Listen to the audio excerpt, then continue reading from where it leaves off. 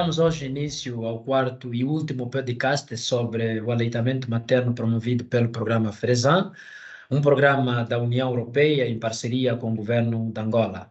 A componente quarta deste programa, o projeto Crescer, pretende, através da pesquisa operacional, identificar as melhores estratégias para combater a desnutrição crônica com base na intervenção comunitária, através de jovens das próprias comunidades selecionadas, validados e formados como ADECOS.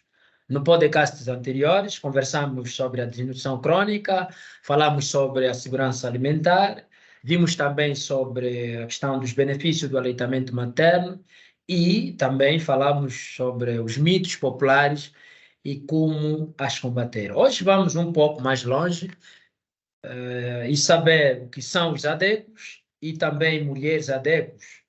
Hoje é sobre isso que vamos conversar com a doutora Maria de Lourdes Faria, coordenadora do Crescer pelo Instituto de Desenvolvimento Local, FAS. Ela tem uma vasta experiência em intervenção comunitária e em formação destes quadros com enfoque de gênero e hoje nos vai explicar o que são os agentes conhecidos por ADECOS, o que eles e elas fazem e como podem contribuir na promoção do aleitamento materno. Maria de Lourdes, seja bem-vinda. Muito obrigada pela oportunidade que me dão mais uma vez de poder partilhar experiências sobre o trabalho dos ADECOS. Desculpa, antes de nós seguirmos para saber do papel, não papel, podia aqui dizer o que são ADECOS, o que é essa figura ADECOS, para o nosso ouvinte que está do outro lado perceber, né? Por exemplo, como é que é eleito, se é nomeado de um sítio para o outro, porque há quem não nem percebe, mas o nosso ouvinte está aí do outro lado que queira saber. Sim, o ADECOS, que é o Agente de Desenvolvimento Comunitário e Sanitário, é uma pessoa selecionada entre os habitantes de uma comunidade e que é destacado pelas suas qualidades humanas. Ele é uma pessoa, tanto em termos de perfil, deve ter pelo menos seus 18 anos para cima e ter o mínimo a 6ª classe. Ele recebe uma formação que é feita pela Escola Nacional de Formação de Técnicos de Serviços Sociais, é contratado posteriormente pela administração municipal e trabalha sob supervisão e avaliação do Instituto de Desenvolvimento Local. O ADECOS está assegurado na política nacional dos ADECOS, através do decreto presidencial número 208 de 2017, de 22 de setembro de 2017, através de uma iniciativa do Ministério da Administração do Território, Ministério da Saúde e o MASFAMO, que são os órgãos de coordenação a nível central. A nível provincial, a nível municipal, a nível local, portanto, ele é assegurado, portanto, a execução, a coordenação executiva é do Instituto de Desenvolvimento Local e a coordenação, como eu disse antes, em termos de formação pela Infotesse. Por norma, o ADECOS tem a responsabilidade tem sob sua responsabilidade de acompanhar 100 famílias, esse é o rácio de 100 famílias, mas dependentemente da dispersão das residências e da densidade populacional, este rácio pode alterar, pode ser menos de 100 famílias. Então, os ADECOS, tal como a doutora disse, são aquelas pessoas selecionadas na comunidade, aquele que tem aceitação pela própria comunidade, não é uma pessoa que, por indicação, não é isso que acontece, e existe uma política nacional dos ADECOS que regula o processo tanto da instituição que está como responsável e até a nível da própria formação. Mas ainda nós vamos querer saber da doutora qual é o papel, né? Isso de dizer que o FAS, né, como uma instituição que está sobre a supervisão, né, em articulação, por exemplo, com as próprias administrações e que supervisiona, por exemplo, os ADECOS, e está inserido no projeto Crescer, né, que é um projeto de pesquisa. E sendo assim que o faz, neste âmbito, está a acompanhar o processo dos ADECOS. E então podia, né, estamos a dizer que é um projeto de pesquisa contra a desnutrição crônica, podia nos dizer o papel dos ADECOS no combate da desnutrição crônica e promoção do aleitamento materno, o papel desses ADECOS lá nos municípios alvos do próprio projeto Crescer. Sim, só para, em forma de introdução, e acho que vale a pena fazer referência a esse aspecto, de que o ADECOS aparece, tanto é uma estratégia que o governo teve que adotar no sentido de fazer com que os serviços da função pública cheguem até as zonas, as áreas remotas. Portanto, os ADECOS fazem o referenciamento dos serviços de saúde, eles fazem a ligação com as próprias famílias, servidão de ligação com as próprias famílias, com as comunidades e os serviços do município. Fundamentalmente ligado, se tivermos a tratar o assunto ligado à nutrição e o aleitamento materno, portanto, faz essa ligação e passa informações diversas às comunidades, às famílias, ligados à promoção da saúde, prevenção de doenças, incluindo a importância de uma boa nutrição, da questão do aleitamento materno exclusivo e os seus benefícios. Assim como passa informações sobre os perigos, para o caso das famílias, por norma, há alguns mitos que surgem nas comunidades de que para a criança não incomodar a mãe é necessário ter um outro alimento complementar, para além do aleitamento materno, dá um outro alimento complementar. E muitas das vezes não cumprem com esse período, que deve ser, o alimento complementar deve ser feito depois dos 6 meses. Entretanto, há famílias que, por uma questão de mito, dizem que não tem leite, ou por outras questões, ou porque a criança está a chorar muito, então há tendência de darem outros alimentos. Mas depois falta um pouco aqueles cuidados de higiene, cuidados com o tipo de alimento a ministrar à própria criança. E isso, o ADECOS também faz passa também esse tipo de informações às famílias, às mamães, sobre os riscos que podem advir dali quanto à alimentação complementar, que pode influenciar na produção do leite, na quantidade de produção do leite, né? Reduz a quantidade de leite da mãe, a questão de outras doenças como diarreia e, consequentemente, a questão da malnutrição nas crianças e o risco das próprias mães terem uma gravidez precoce, engravidarem-se como. Então, os ADECOS praticamente têm um papel muito, mas muito importante na própria comunidade, que nesse processo de promoção de saúde na própria comunidade, através das palestras e... Sim, tem, portanto, os ADECOS tiveram, durante o seu processo de formação, foram-lhes administrados algumas ferramentas de trabalho que permitem ter uma aproximação com as próprias famílias, com as mães.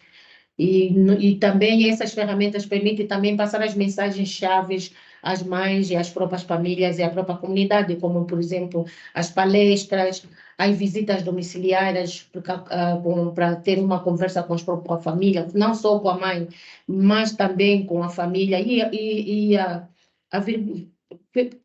averiguar, né, como é que estão as questões de higiene, depois também dar alguns conselhos. Algumas famílias que são resistentes, são muito resistentes e conservadoras, resistentes à mudança e conservadoras aos mitos locais. Desculpa só, doutora.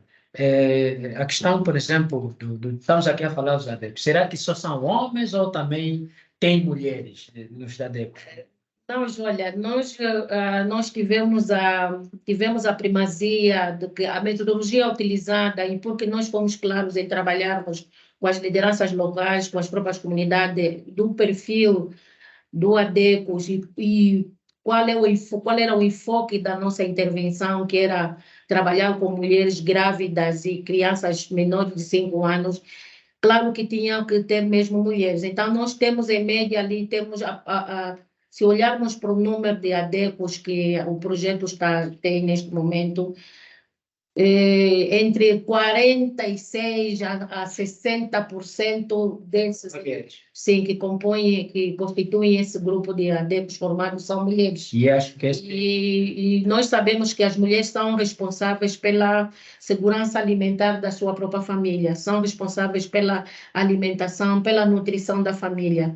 E também, tratando-se de mulheres, a conversa é muito mais fluida, há uma maior confiança entre as mulheres, né? E também nós temos ADECOS já que também têm as suas crianças e aproveitam passar um pouco da experiência delas como mãe para as outras mulheres também, as mulheres menos experientes, mulheres muito mais jovens. E isso tem facilitado, de facto, o trabalho que os ADECOS, as ADECOS têm feito com as próprias famílias. Há uma grande aceitação, então, bastante no âmbito do positiva. projeto, esse número de mulheres já não há problemas em termos, por exemplo, aquelas famílias, ou seja, a comunidade, não, essa mulher não pode, né, não pode estar aqui, não pode fazer nada, quem pode estar aqui é só homem, então não há esse problema em questão. Não há este problema, porque o trabalho de formação, o trabalho de sensibilização com as lideranças locais, com as próprias comunidades, e mesmo durante o processo de formação dos ADECOS, isso fez com que houvesse essa abertura, essa liberdade das pessoas aceitarem, quer seja homem ou mulher, e não temos tido problema, nunca ouvimos de que algum ADECOS do sexo masculino tivesse sido rejeitado na comunidade, não, porque foram mesmo eles que selecionaram. Então, não há este problema de não terem aceitação. Por exemplo, nós falamos aqui, por exemplo, no podcast anterior sobre alguns mitos populares e com mais materna, que foi com a conversa com a doutora Silvina. Esses mitos que muitas comunidades têm levado a cabo, por exemplo, na questão do próprio aleitamento materno. E os ADECOS, né? As ADECOS que estão, será que têm feito, por exemplo, um papel na questão, né, dessas palestras sobre o próprio aleitamento materno na própria comunidade? Olha, os ADECOS, de acordo com as diferentes ferramentas ou técnicas de trabalho, têm permitido encorajar as mães a decidirem em experimentar as boas práticas de amamentação, de buscarem as mulheres mais experientes para promoverem experiência entre eles e passar um pouco a informação de que o leite é o alimento mais completo. Porque, por exemplo, para a criança. Na conversa que tivemos, é que, por exemplo, há mães, por causa da cultura, né? O neném está a chorar, de repente, não, tem que dar água, tem que dar um funge já, mas a criança nem. Então, não sei se os ADECOS, né, essas ADECOS, na realidade, porque as comunidades são diferentes, não sei se essas ADECOS têm passado também estes conceitos, numa questão de consciencialização e o que se pode notar na própria comunidade. Olha, conforme eu estava a dizer antes, que estas mensagens têm sido passadas, né? Têm sido passadas com enfoque para a vantagem, os benefícios que tem o aleitamento materno.